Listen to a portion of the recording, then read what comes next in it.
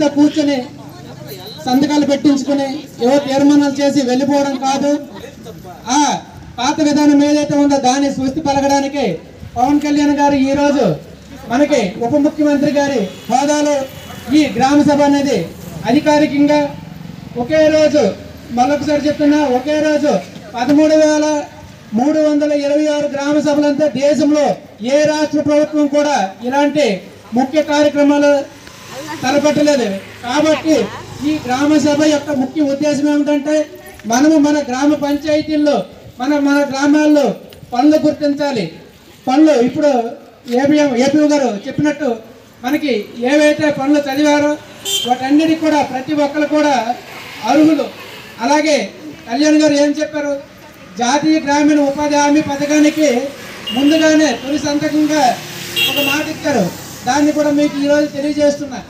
ఉద్యానవనాల్ని ఎవరైతే తోటలు పెంచుతున్నారో, పండ్ల తోటలు కావచ్చు, లేకపోతే వ్యవసాయానికి సంబంధించి ఏవైనా తోటలు పెంచితే దాన్ని NREGSకి అనుసంధానం చేస్తున్నారు. ఉపాధి హామీ కూలీల ద్వారా ముందుగా పండ్ల తోటల్ని బాగు చేసే కార్యక్రమంలో ఆలోచన చేశారు.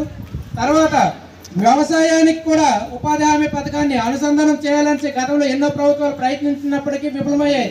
కానీ పవన్ కళ్యాణ్ గారు మనకి ఉప ముఖ్యమంత్రి హోదాలో పంచాయతీరాజ్ శాఖ నిర్వహిస్తున్నారు. కాబట్టి దీన్ని ప్రతిష్టాత్మకంగా ఎంతో బలంగా తీసుకుని వెళ్ళి వ్యవసాయాన్ని ఉపాధి హామీ పథకానికి జోడిస్తే దీనివల్ల రైతులకి చాలా బెనిఫిట్ ఉంటుంది. కాబట్టి మనం అందరం కూడా ఈ గ్రామ సభల్లో మీకు చదివిన వాళ్ళ ఏ పనులు కావాలి, ఇంకా ఏమైనా పనులు గుర్తించాలి అనేసి అనుకుంటే దాన్ని మీరు ఈ సభాముఖంగా వివరించాలి. ఎందుకంటే అధికారులు మీ గ్రామంలో ఉన్నారు కాబట్టి మీరు ఏమైనా సమస్యలు కానీ ఏమైనా పనులు కానీ గుర్తించాల్సి ఉంటే ఖచ్చితంగా మీరు గుర్తించాలి. అలాగే ఇక్కడ అధికారులు కూడా మేము ఒకటి తెలియజేసుకుంటున్నాం. నిన్న టెలికాన్ఫరెన్స్ మాకు ఉప ముఖ్యమంత్రి గారితో అయింది సార్ ఈవినింగ్.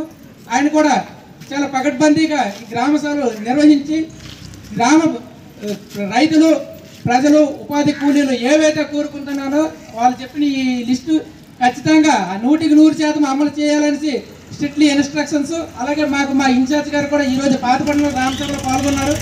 ఆయన సులువుగా వస్తామని చెప్పారు. కానీ నేను చెప్పేది ఏమిటంటే మనకి ప్రభుత్వం ఏర్పడింది 2 నెలలు అయింది కాబట్టి ఖచ్చితంగా మనము పనులు గుర్తించి పనులు చేయించుకోవాల్సిన బాధ్యత మనం రైతులము, ప్రజలము మన పైన ఉన్నది. అలాగే మనకి ఇంకో విషయం, మనకి 34 సంవత్సరాల వరకు కిందట మనకి ఆగస్టు 15కి జెండా వందనానికి గత ప్రభుత్వాలు 34 సంవత్సరాల క్రితం ఏ ప్రభుత్వం అయితే ఒక జీవో పెట్టిందో ఒక చిన్న గ్రామ పంచాయతీకి